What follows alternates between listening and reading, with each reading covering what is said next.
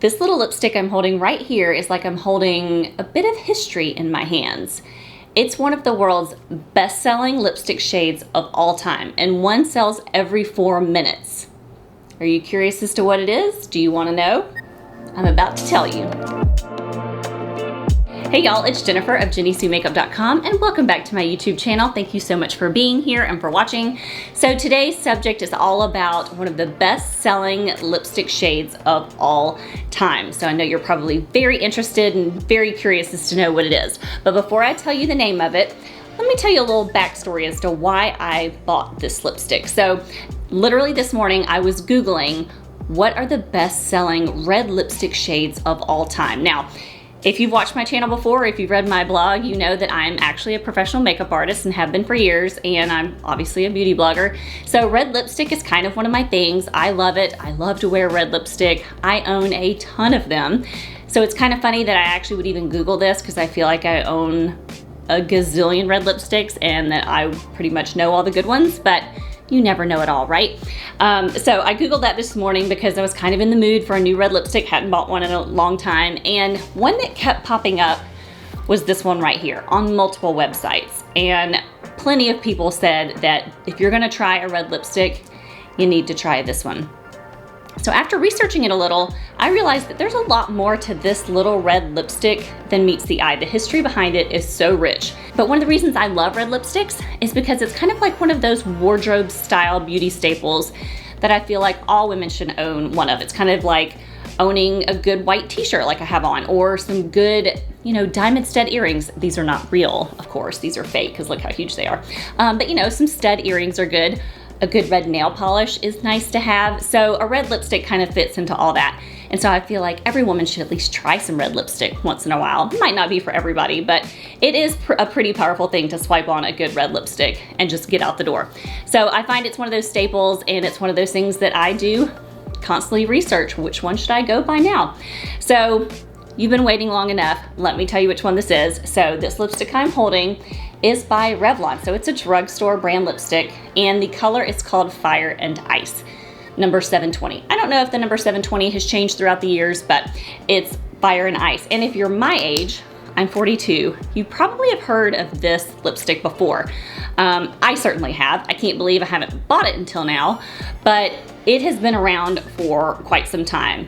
Actually, it's been around since 1952. So that's when the first Fire and Ice campaign came out. So that makes it what? We're in 2020. That makes it 68 years that this shade has been around, which is crazy because think about it. It's a drugstore lipstick, or even like a prestige lipstick. For any shade to stick around for that long and a cosmetic company to not discontinue it is just like crazy. Cosmetic companies love to discontinue popular shades. I know there's many lipsticks I have fallen in love with, and then I go to buy it from the store or look for it online and boom, it's gone. They don't sell it anymore, and it's hard to find a dupe or a replacement.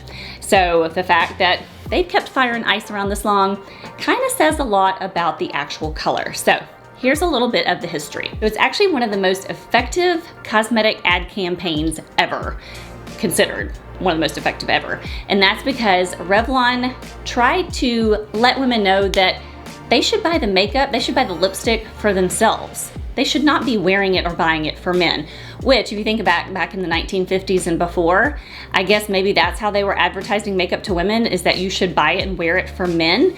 But for the Fire and Ice campaign, it totally took men out of the equation, and they said that you should be buying this fierce Fire and Ice color for yourself. So I think that's a great little motto. The supermodel that they used for the ad, her name was Dorian Lee, and she was actually around 35 years old, I believe, which was ancient considering the time for a model, which is really sad. A couple fun facts also about this lipstick that makes it so popular is that it was actually worn by Audrey Hepburn back in the movie Funny Face. Now, I haven't seen all of Funny Face, but I've seen bits and pieces of it, and I know it's kind of like a classic. But we all love Audrey Hepburn because she was very famous for just her overall face and beauty, and her little short bangs and her thick, great eyebrows, and then of course her lipsticks that she wore in Funny Face and Breakfast at Tiffany's. She was just kind of a beauty icon. Back in 2010, Revlon kind of relaunched the whole Fire and Ice theme with actress Jessica Biel. And if you don't know who Jessica Biel is, you probably know her husband, who is Justin Timberlake, one of my favorites. They recreated the whole ad with her, and she was even wearing the same outfit that Dorian Lee wore in the 1952 ad campaign, or it's not the exact same outfit, but it looked very similar, and the whole feel was very similar. And so that's really cool that, again, Revlon thought so much of this color, and I guess the consumers did, that they redid the ad. When it comes to describing lipsticks and how they look on people, you know, it kind of varies, but overall it's considered a classic cream red. So in terms of cream, that's more like what the formula is like, the finish is like. So it's not super glossy, it's not super satiny, but it's not matte. So it's kind of a good in between. It's very hydrating. It's just a good basic cream lipstick. And the color for me, it's a classic red with kind of like a bright pinkish fuchsia, almost like undertone. However, it's not fuchsia, but when you put it on your lips, or I put it on my skin, it does have a hint of coolness to it that kind of goes a bit fuchsia, but it is red. Lipsticks, I don't really like a scent. This one has 0 scent that I bought. I think it was around $9 at CVS, but I've searched around. You can actually get it cheaper at Walmart and on Amazon for like $6 and $5. But overall, not very expensive for a lipstick, and especially for it to be such a classic and iconic lipstick, I think $9 is totally worth it. I love it. Would I have picked it out just without knowing the history behind it and just walking and looking along the aisles of CVS? Maybe not, because I typically go for matte reds that are super, super bold and bright and very rich in color. And so I might not would have picked this one out, but now that I've bought it and now that I know the history behind it and now that I've worn it, I do think it's very pretty. I think it really brightens up the face nicely. When I researched it this morning, I noticed that a lot of different skin tones and a lot of different bloggers have worn this color from very, very dark skin to very pale skin. I mean, you think like Audrey Hepburn, she was pretty fair, and it looked great on her.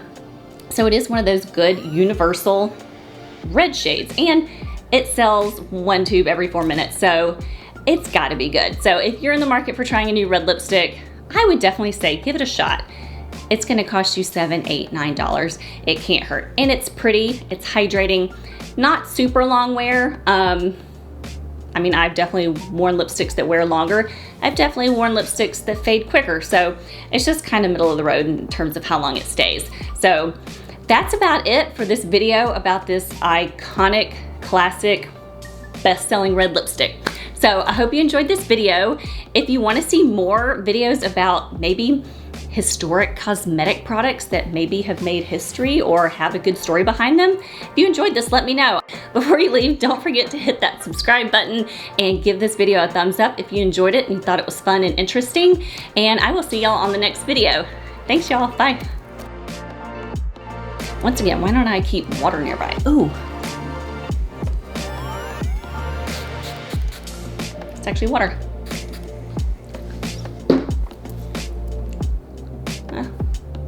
Again, forgot to check in with myself over there. That's too bad.